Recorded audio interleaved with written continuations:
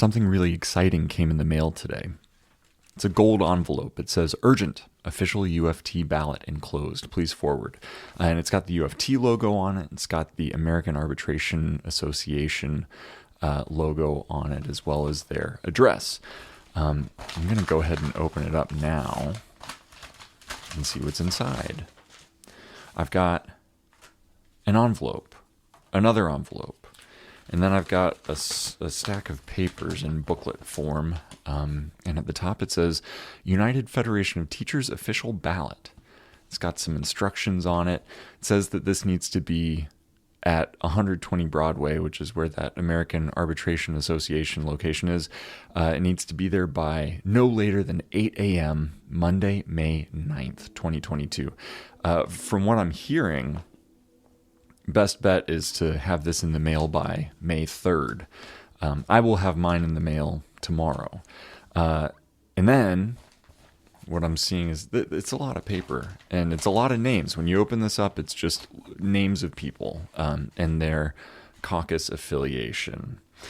But from what I've gathered, I just need the first page. And the first page is perforated. It says tear along perforation. You only tear that first page if you are voting for a slate. And the slates are at the bottom. There are two slates on this ballot, United for Change slate and Unity slate. So you may vote for the entire slate by marking an X in the box below. So that's what I'm going to do. I'm not going to tell you which slate I'm voting for, but if you've been listening to the show, you probably have some idea of which slate I voted for. It also says which level I'm voting at above where the slates are located. And I'm, of course, voting at the high school level, but other folks will be voting at different levels. Now, as I said, I'm voting for a slate, so I'm going to rip off this piece of paper. I will not be including the rest of the booklet, which is where you would be voting for a split ballot. I will not be splitting my ballot. I'm voting for a slate. And then this is going into the secret ballot envelope. Then I'm going to seal that envelope. And then that envelope is going into the business reply mail envelope.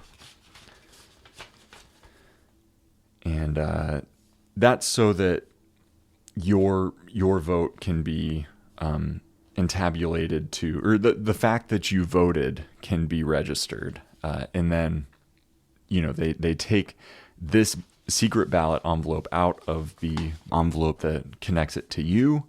And then the secret ballot is counted, elsewhere, so that your vote can't be connected to you. But they want to keep track of who's voting, and they want to make sure that nobody who isn't supposed to be voting is voting.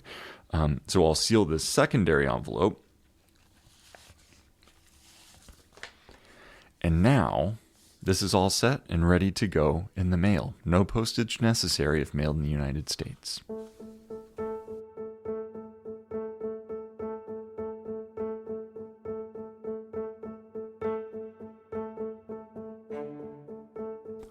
You are listening to Professional Development, the New York City Teacher Podcast. As always, I'm your host, Noah, and in just a bit, I'll be joined by Norm Scott, who is making his second appearance on the show. After about a month ago, he came on to discuss mulgrew care in episode 31. In this episode, we'll be talking about the election, the UFT election, in which UFC, or United for Change, is facing off against Unity. UFC, of course, being a coalition of a number of different caucuses that have come together in order to try and give Unity a run for their money.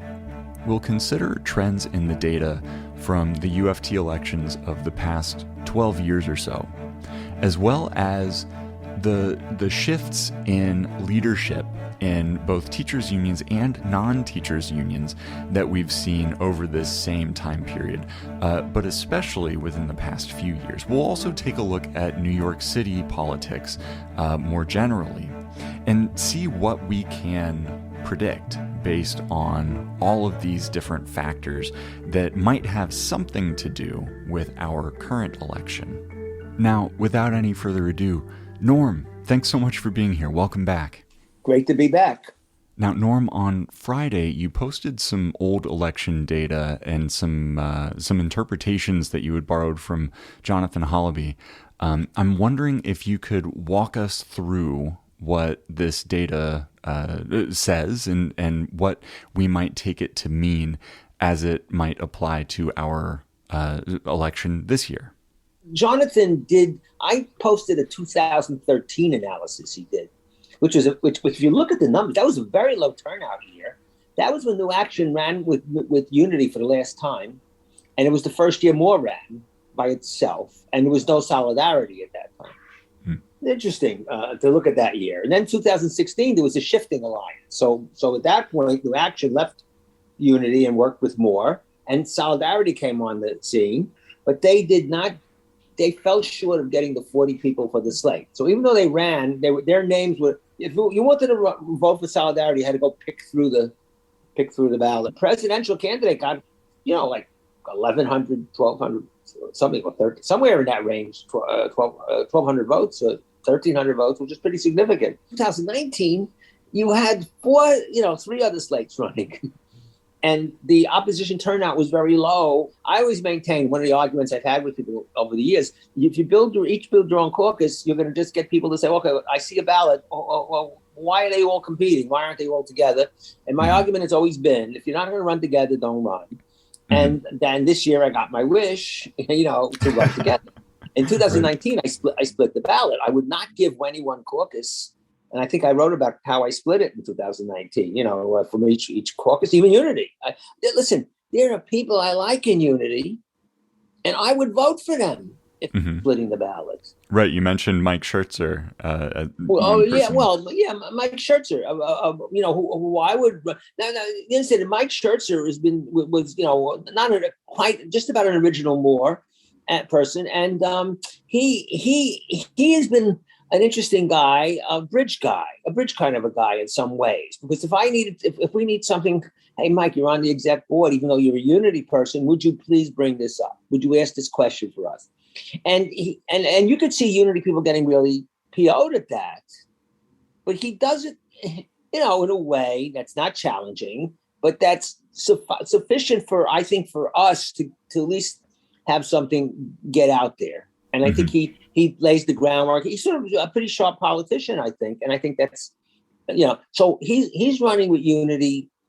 And with my advice, I said, hey, he wanted to run with UFC, but I said, if it doesn't work out, and it didn't for a number of reasons I won't get into, but I said, hey, go, please. I think I'd love to see you on the exec board. I'd rather have you on the exec board than some Unity person that, and he didn't have to join. And he said, I will be a bridge. I will work with UFC at times, and I'll work with Unity, and based on my feeling of what's the right thing to do.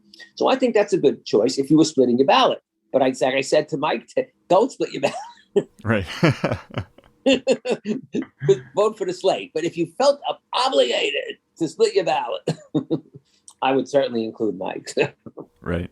Well, one of my friends who is splitting the ballot, the argument made was that I want there to be a strong opposition, but not necessarily an opposition that could sweep it away, because I want Unity. I want the union to be a better union, and I think you guys will make them a better union by just showing that kind of force. I don't buy it that if you just show them force and don't win anything, that you make them a better. You got to win something. You got to win certain positions because if they sweep everything, they do what they're doing at DA. They no longer call on opposition. Right. At the executive board, unless Mike would get up at time, you're not going to get anyone to go to executive board meeting except for maybe the 2 minutes you could get at the beginning of the meeting. You need someone in the room who was elected by the members to do that. Right. to challenge them. And so, if we won the high schools, I don't have to tell you, you've had some on your show. That's an incredible group of 7 people. Absolutely. Yeah. The two people I've spoken with are, I'm just constantly impressed by the stuff that I'm reading and hearing. One of them, I didn't know her. She came out to my house to get leaflets, and and we chatted for an hour. An absolute delight. I mean, just a pleasure to meet her and to hear her. And you know what? Everyone is a super dynamite teacher. Right. I mean, if I had a kid, I would want them in any one of their classes without even blinking. And that's, I always say it starts with being a great being a good teacher. And the irony is, the unity line is, well, they don't have the experience to run a union. And I say, are you kidding? Not only do they run a classroom, they run probably great classrooms. And man, if you can run a great classroom, I think that running the union would be, very doable. As the Chicago people proved in 2010, when shockingly won the election, and we were with them in Seattle like 10 days later at the AFT convention, and they were like, and they ran the union within, by September they had the union running, so. Right. I'm hoping we can talk a little more about Chicago, because I have some questions about that, especially in talking about the importance of having opposition within the union in order to balance out the longer established caucus and that sort of thing. What it seems like is happening with CORE, which is that, in 2010, they were the insurgent caucus, but now they've been in power for 12 years. So, and it seems that there's this fracture that's happening within CORE. And so I wonder, from 1960 to today, there's only been one party or one ruling caucus in the UFT. I wonder if UFC wins, if they sweep the election, which is a huge if, of course, but if, let's say hypothetically they do, is there like a medium or a long-term future in which UFC is then the incumbency that needs to be shaken up in the way that it seems that CORE is being fractured at the moment? Well, I won't get into the CORE thing yet, but if you want to, I could. If UFC was going to become unity, I'm out. I'm on the other side like in 10 minutes. So here's what I want UFC. First of all, the fact that UFC is not a caucus and CORE was. Remember, CORE has a steering committee and so the people who are running CORE have a lot to do with running the union, and the people who are running unity have a lot to do with running the UFC. What would UFC be? Yes, 7 caucuses, independents. I mean, now some people say, oh my God, that would be chaos. I see that would be a parliament. Democracy, yeah. The democracy exists inside this coalition, even if we're in operation for 3 months. I mean, it's you know what it is? They decided to do consensus instead of voting. And that was a big decision, and it delayed things like crazy. But I'm a consensus guy. I don't believe I believe you do I believe in the least restrictive environment, in the sense that you vote only when it's a gun to your head. If you try not to vote, you try and come to consensus. So they had to come to consensus, and it was battles over various things, but not heavy duty, but some stuff. And I think there was 8 to 10 to consensus, and then people began to draw together through some of the petitioning and the distribution and the election, and there were committees, open Democratic committees formed like on every area that had people from all the different parts. And to me, that's the most exciting thing about the election, not the outcome. Yeah, right. I mean, boy, if this continued, I don't know if it would, but boy, if that continued, that would be amazing. Because if this group had existed for the last 3 years, and if you read my blog from 2019, if you ever read those blogs, you will see I said that in 2019, that we had started building in 2016, and that I argued for this type of coalition in 2019, and it didn't happen. Probably was premature maybe to make that case at that time. The groups had to evolve. But the reality is that came together this time in a very nice way. And people who had never worked together are working together. I'm working with people I mean, I'm not going to get into who it is, but there's one particular person I just met 2 months ago. Mm-hmm. 2 months ago, and we're like, texting, like the amount of information and the amount of back and forth we've had and enlightenment I've gotten from someone who's like what, a third of my age. I don't know, half of my, I don't know how, but my point being is that it's been quite an experience for me, and working with the colleagues in Retiree Advocates. We work very well together. We do. It's a great group to work with, and in all the other groups, the people in Solidarity, just a pleasure, to meet these people, and I'm very excited. At the relationships I've built. For a guy who's 77 years old, it's not, to be building relationships with people who are in, the 20s, 30s, 40s. You sort of stay in your own age range very often, and this opportunity has opened up for all of us in Retiree Advocate an opportunity to not only work with each other, but to work with all these younger people. And that's been a true partnership that's been very exciting. So let me get specific.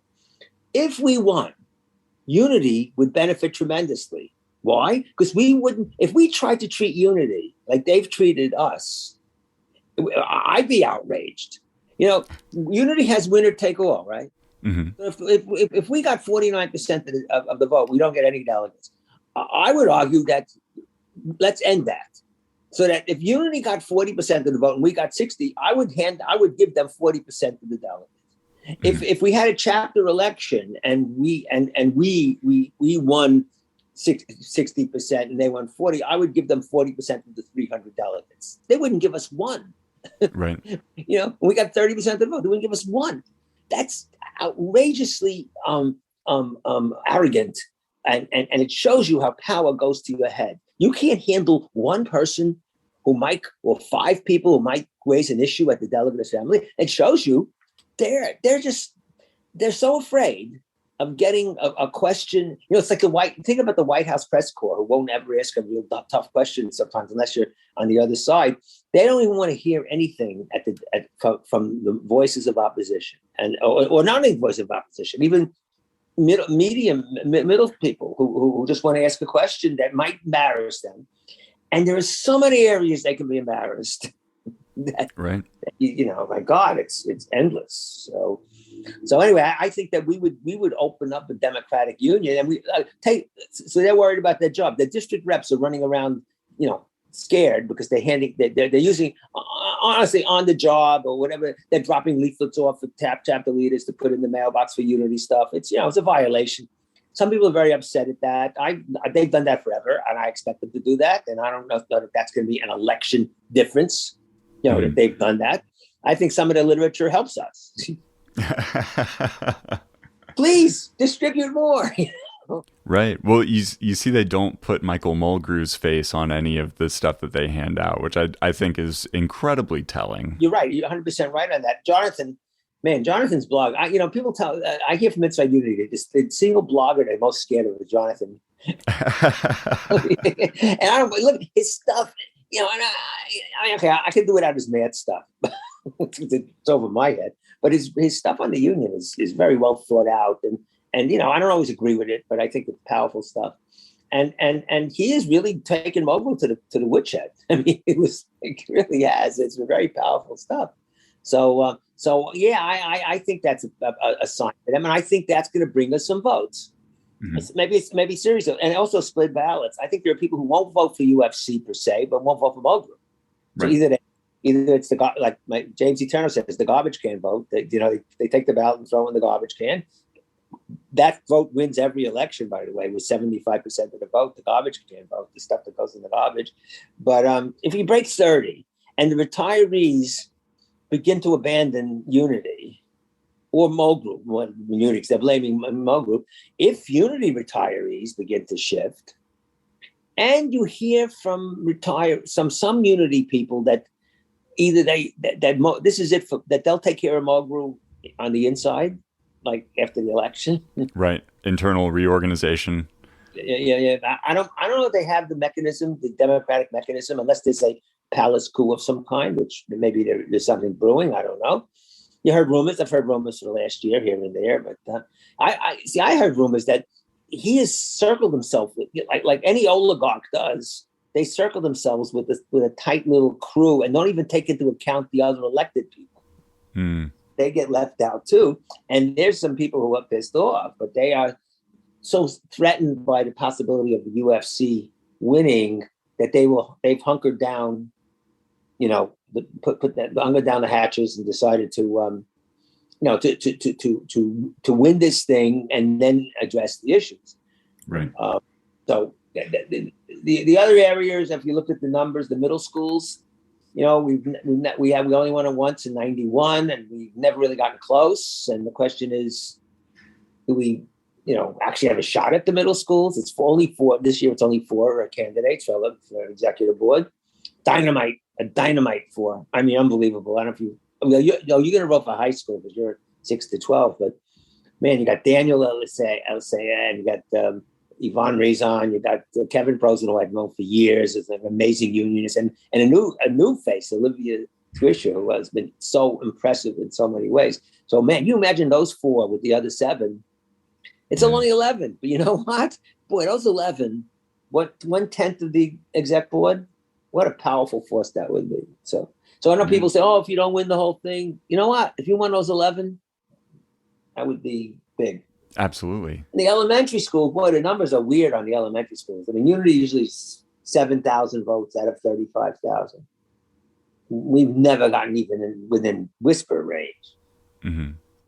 That would be a big gap to close, but who can tell what's going through the minds of some elementary school teachers after the COVID stories? Right. And something that I think is worth always considering in conversations about the split, the potential percentages you're looking at, is that we're always talking about 25% turnout, somewhere in there. So if this is the year that enough people are motivated to vote who never would have been voters before, like the question of who the first time voters are going to vote for is a really big question. I think the level of campaigning kind of speaks to that as well. Like, will this message be enough to bring someone out who wouldn't have voted otherwise? And I'm saying bring someone out, but of course I'm talking about just putting a ballot in the mail. Hollaby had a very interesting theory that most people don't pay attention to the union. Mm-hmm. The pandemic made them start paying attention in ways that they hadn't before. Right. And that would be interesting to see. If certainly they faced with closing schools and the union sort of didn't look as forceful. That's one group. There's another group, the anti-masking, anti-vaxxing group. That's a different point. And there are people out there who hate Mulgrew too. But are the anti-vaxxing, anti-masking people? What would they do? Because UFC has been, more as the biggest group in UFC has been more vocal about the safe schools things. A little more vocal about it, but all the groups have been in many ways. Mm-hmm. But would they vote UFC? There are indications that some are. Right. So. Right. That's such an interesting thing because that it's two, completely opposite sides of the political landscape, but both have reason to be displeased with Mulgrew. And you see in the teacher social media when the anti-vax, anti-mask people come out, and it's like, oh, are you still doing this? But their votes count. So yeah, and let me say it even to those people. We objected to. We felt Mulgrew was sometimes bending over backwards to hear their point of view and not the other point of view, right? Right. But I would hope that UFC, which would probably be pretty, tough against that, but that issue may be going away, hopefully. But those people might have, certain resentments and things like that. But you would hope that UFC would give everyone a reasonably fair hearing. Mm-hmm. We want to hear your point of view. And I think that's the best I could hope for. Can I guarantee it? No. The who say old boss same, the new boss same as the old boss. I'm one of those people who always worry about that. But I think that the Chicago election is going to come out roughly around the same time as ours, and that's a three-way. I believe a three-way race. So right. But You brought that up, Noah, and they have a runoff, and that's really important. Right, right. When you have a runoff, you end up not needing to form the coalition at such an early stage. That's something I've been thinking about, is that in a winner-take-all system, there's no way of making your slate work if there are other slates that are also opposition, and so you can, but unless you form that coalition, right? Whereas in Chicago, since there's the first round, and then there's the possibility of reorganizing in the second round and that sort of thing, it's a different story. A predecessor to the core was called PACT, P-A-C-T. They won the election in 2001. Mm-hmm. Debbie Lynch was the president. And served for 3 years and made some mistakes in her leadership. And so when she ran again in 2004, she got 49.5%, something like that, right? Within a hair of winning. So they had a runoff. She lost the runoff. Because everyone else coalesced together and actually beat them. And so then the old guard came back in. Right. And then the remnant, then people split off from that caucus and eventually formed CORE. So but she stayed, but she was still her caucus was still alive in 2010, and they were one of the 5 caucuses that ran. CORE, I was talking to the CORE people at that point, and they only were hoping to finish second. They had no idea they would finish first. They didn't finish first. They finished second, but they knew if they finished second, they could coalesce the other groups.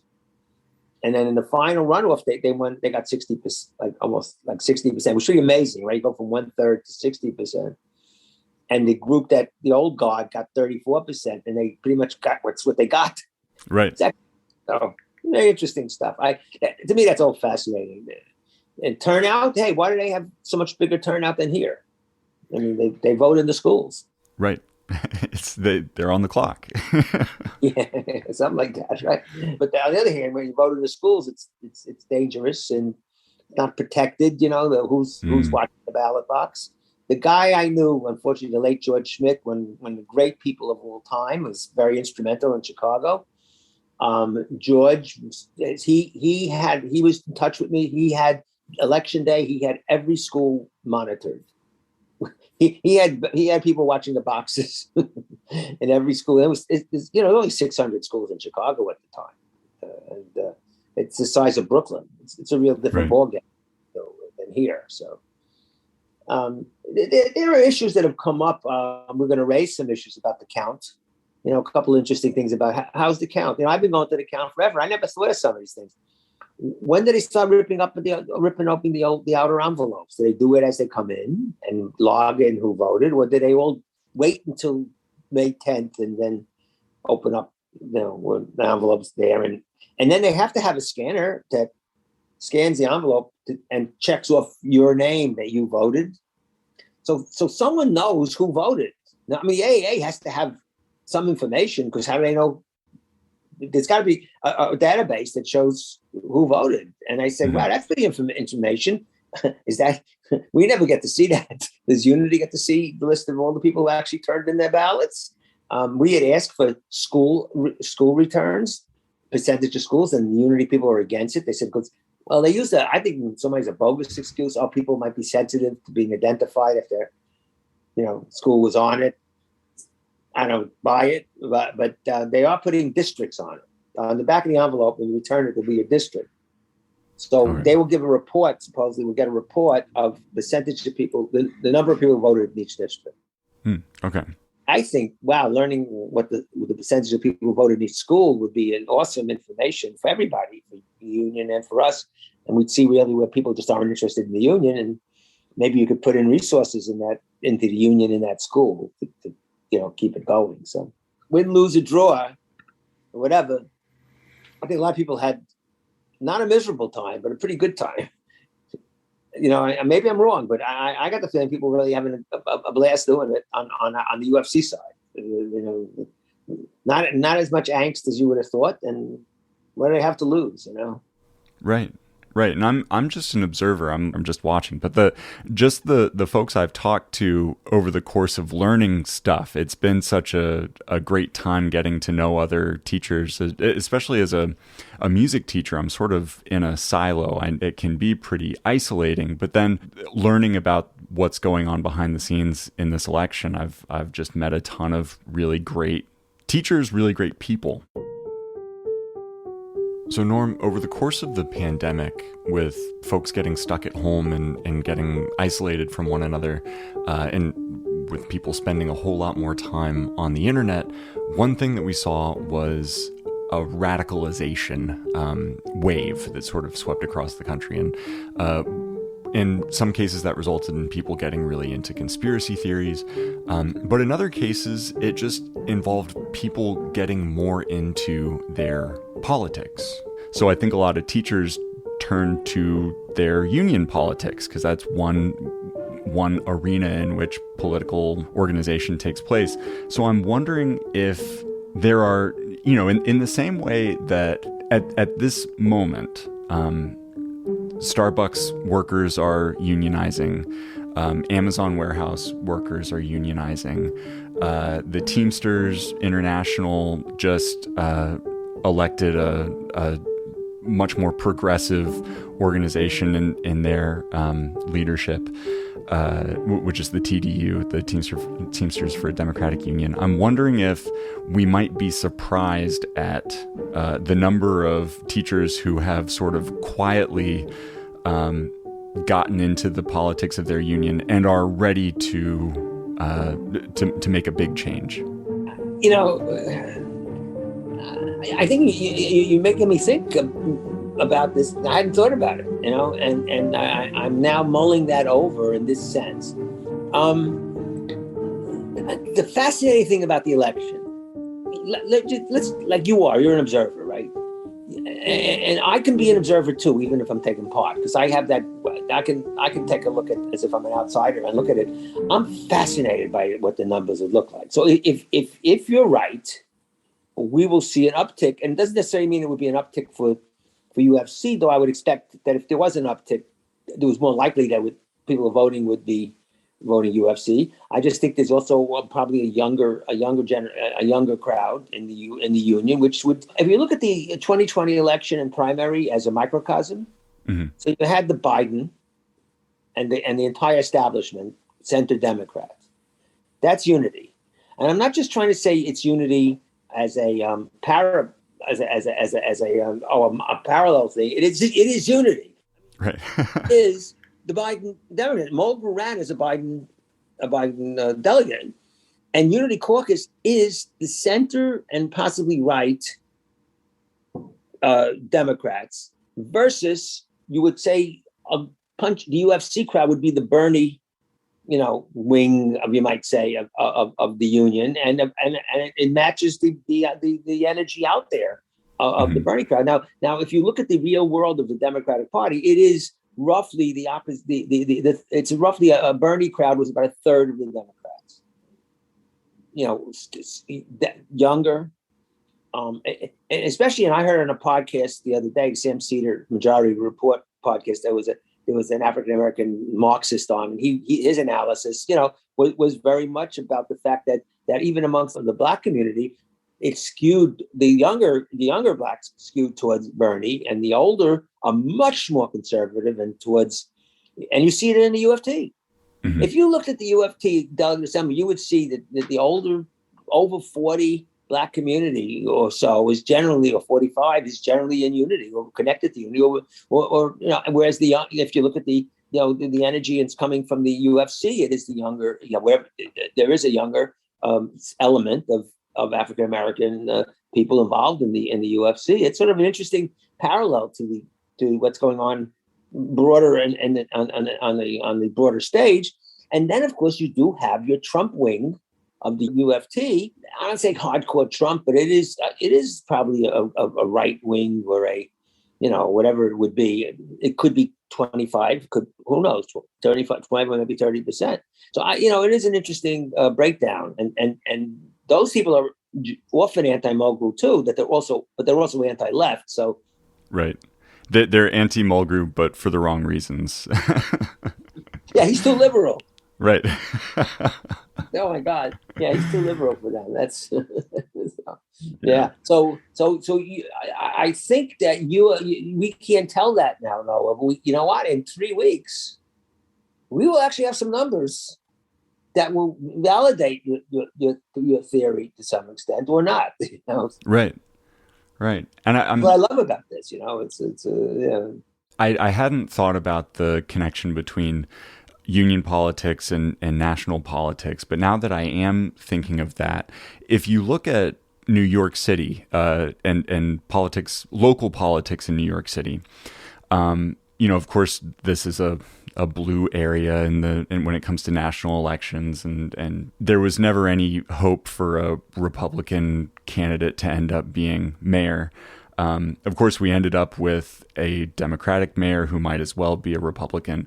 But at any rate, the local politics are somewhere between, center-right Democrat and the far left. Across the city, you've got DSA candidates making a splash and winning office, and more DSA candidates having a pretty good shot at winning office. So I'm wondering if what we're seeing in local politics might be mirrored in the union election as well, because it is a trend, and if this trend exists both in local politics and in the union, that I think is a really good sign. Well, DSA, of course, is a big role, or certainly somewhat of a significant role inside Moore, which I'm happy about because I'm a DSA member, and I feel the DSA people bring a level of, the demand for democracy, which right. I think is important for any group. You don't want to let a small group take over anything, whether it's a caucus or a union. And then nominate it. And I think that having more voices and more diversity of opinion is really important for an organization. So, I think that you are recognizing that how can we not be a microcosm in a sense? Because, in the mayoral election, wasn't there an incredibly low percentage, the same kind of low percentage that you find in the union elections, right? Right. So it is. I love that you raised that as a parallel. And yes, there will be Republicans in the union, who, they don't feel they're getting represented properly. I mean, take people who are opposed to abortion. Mm-hmm. There are people in the UFT, I'm sure, who are opposed to abortion. They don't have any voice. And I'm opposed. I don't support them, but I do think. Maybe I'm wrong. I'm one of those people who think that people who have points of view, no matter how much you don't agree with them, should, at least get a sense that they can express them. My next door neighbor teacher, who I taught next to for many years, became a, very religious and very anti-abortion. And he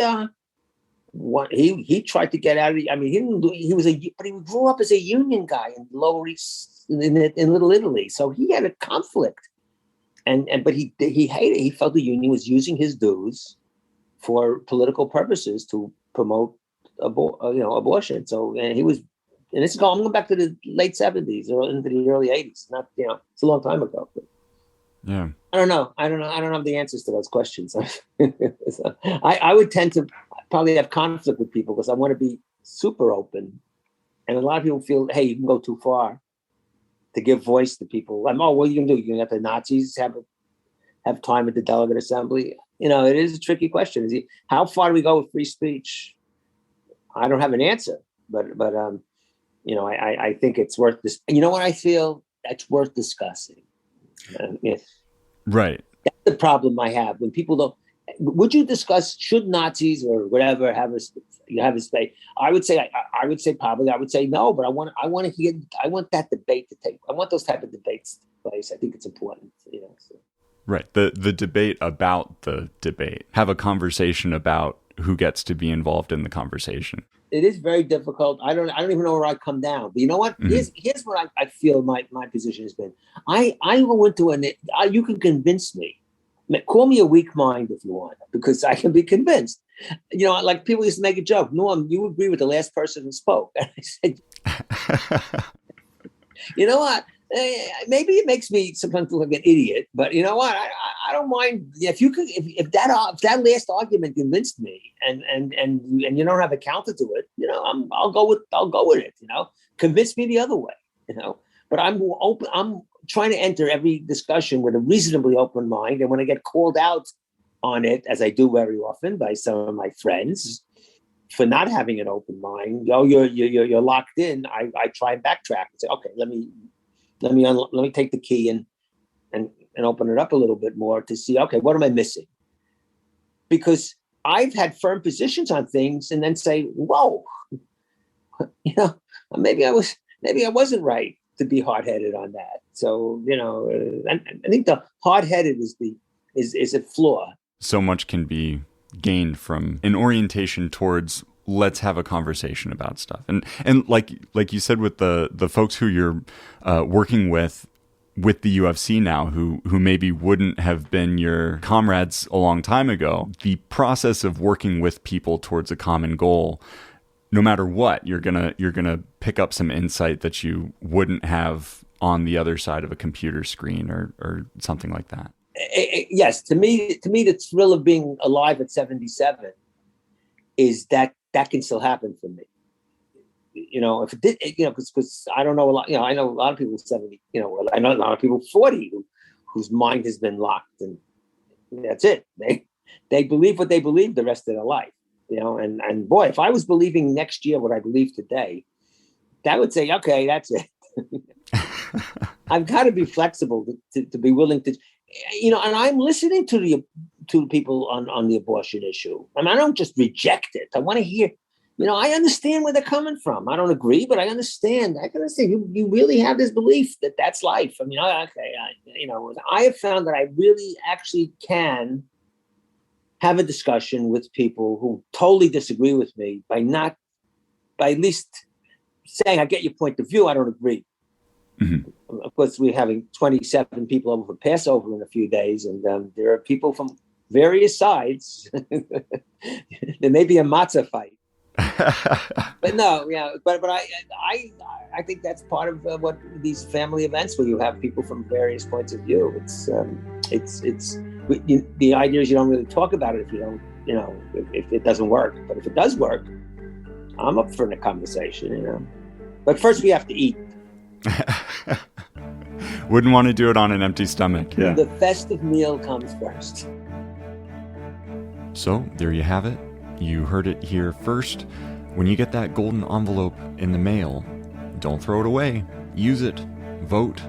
Be a part of this really important democratic process within our union, and depending on for whom you're voting, potentially be a part of a historic moment for the UFT. All right, Norm, have a great night. Thanks so much again. Take it easy. Bye.